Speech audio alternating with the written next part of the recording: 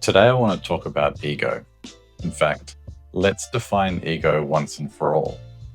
It's actually a very confusing term. It's used in many ways. Freud has his definition between the id and the superego. Buddhists have their definition around what it's like to actually be a human. And then pop culture has really turned it into a pejorative term, something negative, as in he or she has a big ego. But what is it really?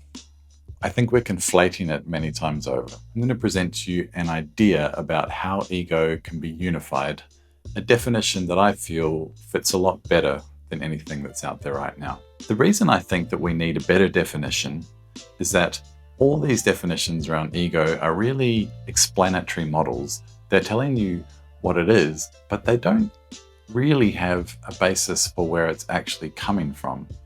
There's no real underlying understanding why the Buddhists call ego one thing and why Freud called ego another thing, or why we think ego is even bad. But I'll tell you what can ground this theory: an evolutionary biology and psychological perspective. You see, no matter where you think the world comes from, whether it's the Big Bang, some sort of creation, the divine, God, whatever you want to put it, there's no doubt about it that there is an evolutionary process going on.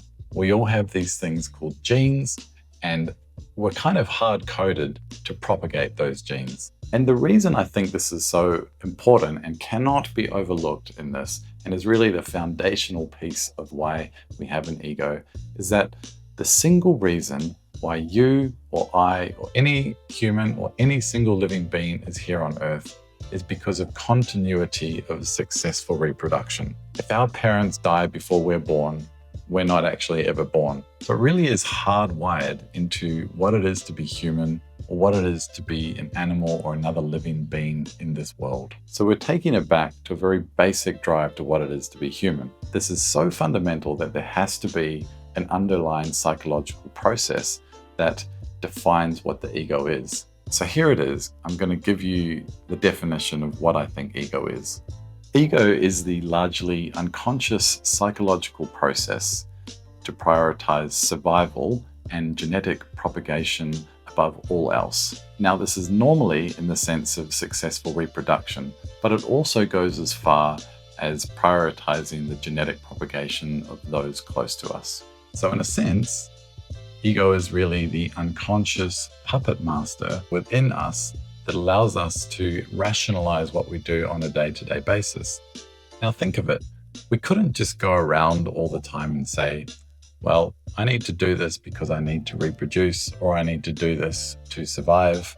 That's way too socially uncool. We have all these sort of twists and turns and rationalizations about what we do. At a very basic level, this is kind of what Freud was talking about, but he never based it in evolutionary psychology as far as I'm aware of. The way he coined it was that we have id, and then we have the superego, the id being our very most basic drive that I'm talking about. And superego is really the things that we should be doing according to society. And the ego sat in the middle there, which basically explained away to everyone else, including ourselves, why we did the things that the id needs to do. So sleep, sex, protect oneself, protect others. So what is ego in an everyday sense? And it won't come as a surprise if it's the thing that basically drives the vast majority of our behavior, that it involves pretty much all of our behaviors. So sleep, eating, reproduction, protecting ourselves, gaining money, anything really you can draw back to this idea of successful genetic propagation. Now, on one level, it's very simple, but then where some people get caught up is the more sophisticated behaviors. So, for instance, why do people help others? Why do people make jokes? Why do people play music or anything like that?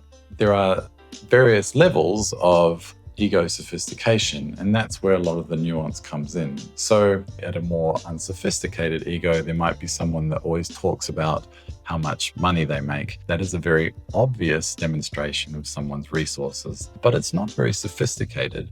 Whereas people that are very humble, or people that will give money away, is actually a more advanced social signaling.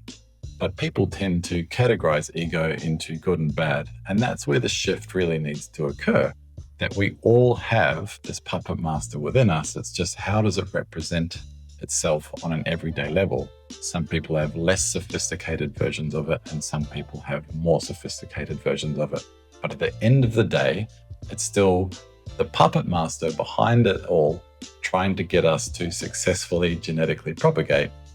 Well, it's not very sexy, is it? But it is the complexities of human nature, and particularly because we have this large frontal lobe, we have all sorts of twists and turns about why we will do something. So that's really the starter pack around what ego really is. For the next video, I'm going to go into comparing and contrasting this with other forms of ego and why this is actually quite a personal topic for me.